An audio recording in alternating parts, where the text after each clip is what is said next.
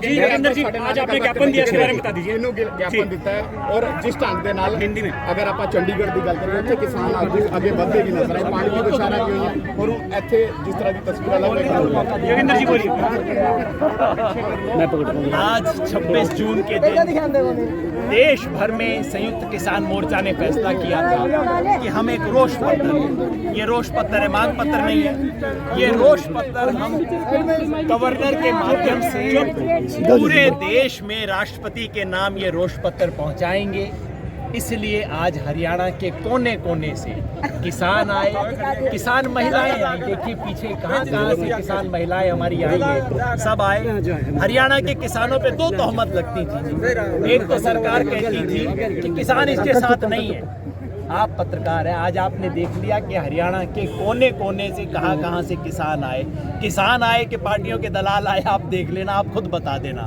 और ये पार्टियों के दलाल आपको दिखते हैं कि किसान औरतें दिखती हैं, आप खुद फैसला कर लेना। दूसरा, बार बार कहा जाता था कि भाई हरियाणा का किसान अनुशासन से नहीं करता, आंदोलन में अनुशासन नहीं होता। आज हरियाणा के किसान ने दिखाया, संयुक्त किसान मोर्चा का फैसला था कि बैरिकेड नहीं तोड़ना है, अपना मांग पत्र यहीं से देना है, अपना रोष पत्र यहीं से पकड़ाना है।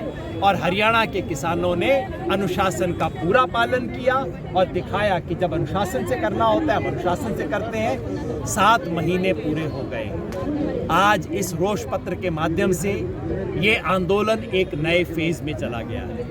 अब ये सिर्फ खेती बचाओ का आंदोलन नहीं है, खेती बचाओ के साथ साथ लोकतंत्र बचाओ का आंदोलन बन गया है।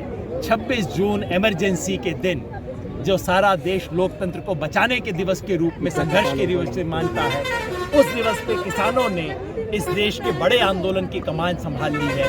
और मैं समझता हूँ ये आंदोलन अब एक नई दिशा में, नई ऊंचाई में चढ़ता जा रहा है। तो आज ज्ञापन किसको दिया गया? ज्ञापन गवर्नर के माध्यम से राष्ट्रपति को दिया गया है। गवर्नर की तरफ से एडीसी, जो गवर्नर का रिप्रेजेंटेटिव होता है, वो यहाँ पे आया, हमने बुलाया था, वो यहाँ आए और उन्होंने किसानों के लिए ये रिप्रेजेंटेशन लिया, जो गवर्नर के माध्यम से राष्ट्रपति को पहुँचाया जाएगा। देश के हर राज्य में आज यही हो रहा है और मैं समझता हूँ हर राज्य से अभूतपूर्व किसानों के समर्थन की रिपोर्ट आ रही है। योगेंद्र जी, एक पासे तुसी शांतिपूर्वक धरना प्रदर्शन कर रहे हो, रोष मुजाहरा कर रहे हो, दूजे पासे चंडीगढ़ के दूसरे बॉर्डर के ऊपर पानी की बौछारां हुईਆਂ ਨੇ, किसानों के ऊपर उत्थे तशद्दुद होंदी नजर आई है। उस तस्वीर को किस तरह देख रहे हो तुसी? मुझे, चूँकि मैं इस मुजाहरे में शामिल था, मुझे पूरी तो हालात मालूम नहीं है, लेकिन मैं समझता हूँ ये शर्म की बात है अगर किसानों के ऊपर वाटर कैनन चलाते हैं। कहते हैं अन्नदाता, अरे शर्म करो, अन्नदाता को और तुम उसके पाँव नहीं छू सकते, कम से कम उसके ऊपर पानी तो डालना बंद करो, वाटर कैनन तो चलाना बंद करो। मैं समझता हूँ इस देश के लिए शर्म का मौका है, जिसमें हमारे पंजाब के साथियों के साथ करना पड़ा। पुलिस ने ऐसा किया। हरियाणा का हर किसान अपने पंजाब के किसान भाई और बहन के साथ खड़ा है।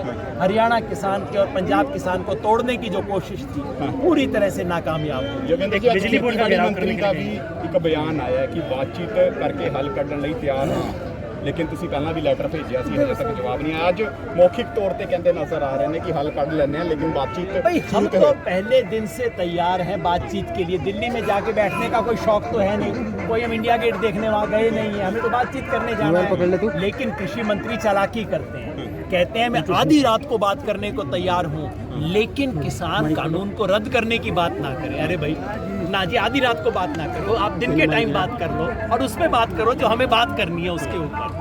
इस पे किसानों को भड़काने, बहकाने की, टरकाने की कोशिश, थकाने की कोशिश नाकामयाब हो चुकी है। अब किसान आंदोलन इन 3 कानूनों को रद्द करवा के और MSP का कानूनी हक लेकर ही रुकेगा। एक बिजली बोर्ड का घेराव करने का फैसला किया गया, ट्यूबवेल कनेक्शन को, उसके बारे में वो भारतीय किसान यूनियन का अपना प्रोग्राम है, वो संयुक्त किसान मोर्चा का संयुक्त प्रोग्राम नहीं है। 7 महीने हो गए, अब कहाँ देखते हैं आगे को? मैं समझता हूँ जैसे जैसे वक्त गुजरता जा रहा है, ये सौदा मोदी जी के लिए महंगा होता जा रहा है। पता नहीं उन्हें सस्ता सौदा पसंद नहीं है, महंगा सौदा उनको अच्छा लगता है। मैं समझता हूँ कि दुनिया में जब जब किसी राजा के मन में अहंकार हो जाता है तो ऐसी स्थितियाँ आज इस मसले को सुलझाने में एक ही रोड़ा, प्रधानमंत्री का अहंकार। और जब प्रधानमंत्री को इतना अहंकार हो गया तो मैं समझता हूँ अहंकार की तो इलाज करना पड़ेगा। अब लोकतंत्र में अहंकार का इलाज क्या होता है जी? बीमारी सीरियस है, मरीज मेरा बड़ा गंभीर है, तो उसको एक तो मैंने बंगाल में इंजेक्शन दिया था जाके, पर लगता है कि बंगाल के इंजेक्शन से पूरा इलाज नहीं हुआ। नहीं, मरीज थोड़ा तो ठीक हुआ है, पूरा इलाज नहीं हुआ। लगता है उसे उत्तर प्रदेश में एक और इंजेक्शन देने की जरूरत पड़ेगी। चलो जी, देंगे, इलाज तो पूरा करना है। ਯਾਨੀ ਟੀਚਾ ਤੁਸੀਂ ਟੀਚਾ ਕਰ ਲਿਆ ਕਿ ਯੂਪੀ ਦੇ ਵਿੱਚ ਬੀਜੇਪੀ ਦੀ ਖਿਲਾਫਤ ਪੁਰਜ਼ੋਰ ਤਰੀਕੇ ਨਾਲ ਜਿਹੜਾ ਸੰਯੁਕਤ ਕਿਸਾਨ ਮੋਰਚਾ ਕਰਦਾ ਨਜ਼ਰ ਆਊਗਾ। मैं तो इतना ही कह रहा हूँ, मेरे देश का प्रधानमंत्री बीमार है, बेचारे का इलाज करना है, एक इंजेक्शन दे दिया, बेचारे का इलाज नहीं हुआ, पूरा कोर्स देना पड़ेगा ना। तो अगर वो ना मानेगा, जब बीमारी बेचारे की ठीक नहीं होगी, तो उत्तर प्रदेश में देना पड़ेगा इंजेक्शन। ये तो काम करना पड़ेगा ना। भी मेरे देश का प्रधानमंत्री है, उसकी बीमारी की चिंता हमें बहुत ज़्यादा है। ਬਿਲਕੁਲ ਦੇਖੋ ਇੱਕ ਵੱਡਾ ਬਿਆਨ ਦੇ ਰਹੇ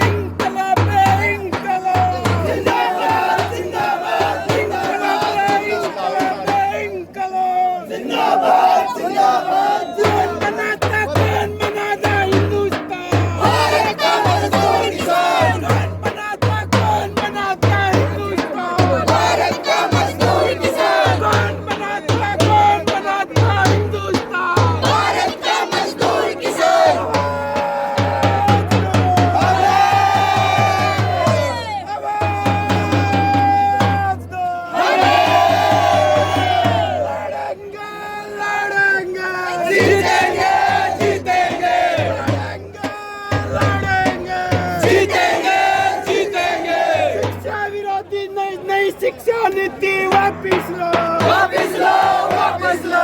शिक्षा विरोधी कदम वापिस लो, वापिस लो, वापिस लो। रोजगार